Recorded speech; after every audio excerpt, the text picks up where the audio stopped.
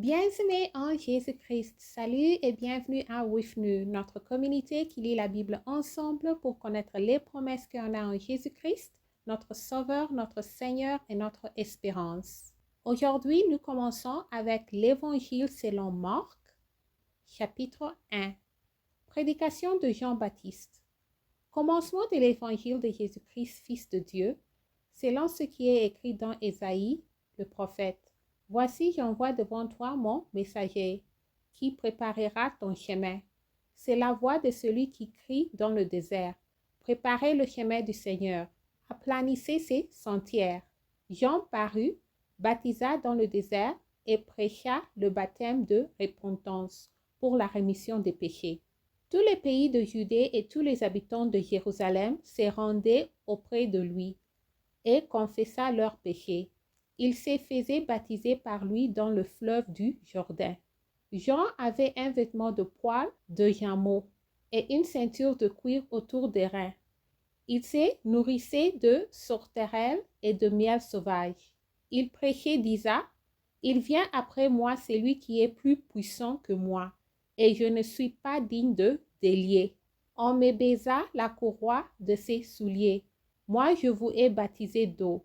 Lui, il vous baptisera du Saint-Esprit. » Baptême et tentation de Jésus-Christ.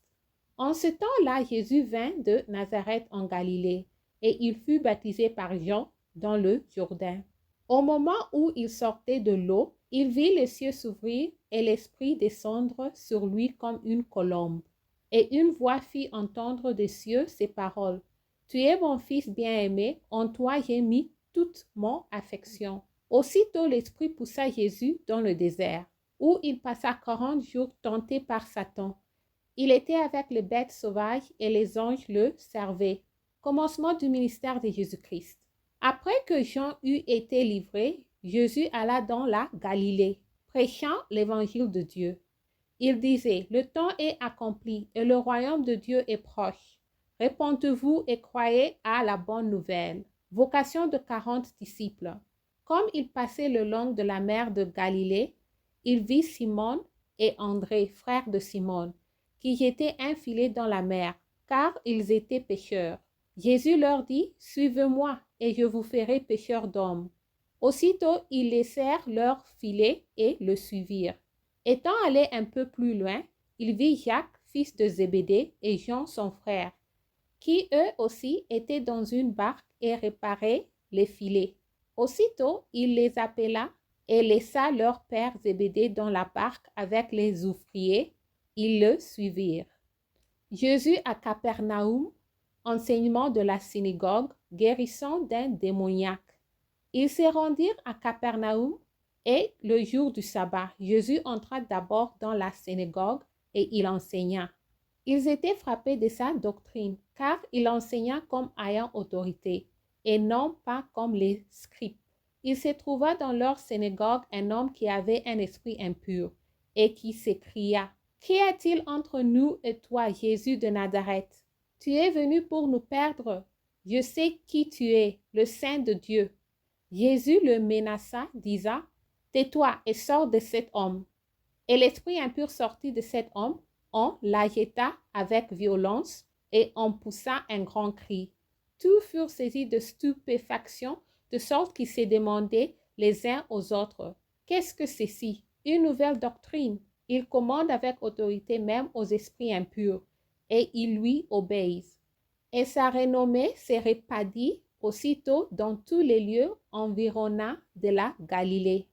Guérison de la belle-mère de Pierre et de plusieurs malades, Jésus en divers lieux de la Galilée.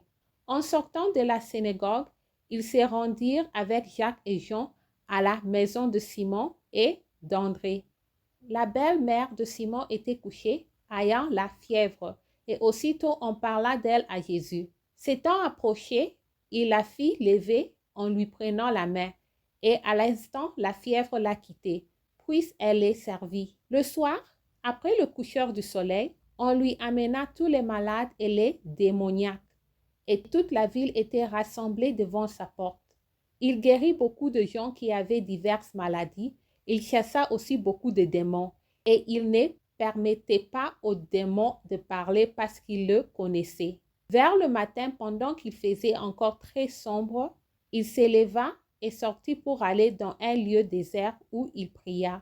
Simon et ceux qui étaient avec lui se mirent à sa recherche. Et quand il leur trouvait, ils lui dirent, « Tout te cherche. » Il leur répondit, « Allons ailleurs, dans les bourgades voisines, afin que j'y prêche aussi, car c'est pour cela que je suis sorti. » Et il alla prêcher dans les synagogues par toute la Galilée, et il chassa les démons. Guérison d'un lépreux. Un lépreux vint à lui et se jeta à genoux.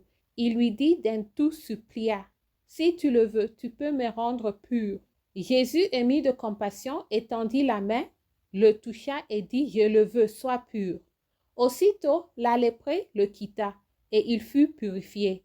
Jésus le renvoya sur le champ avec de sévères recommandations et lui dit, « Garde-toi de rien dire à personne, mais va te montrer au sacrificateur et offre pour ta purification ce que Moïse a prescrit, afin que cela leur serve de témoignage. » Mais cet homme, sans état allé, s'est mis à publier hautement la chose et à la divulguer, de sorte que Jésus, je tourne la page, ne pouvait plus entrer publiquement dans une ville.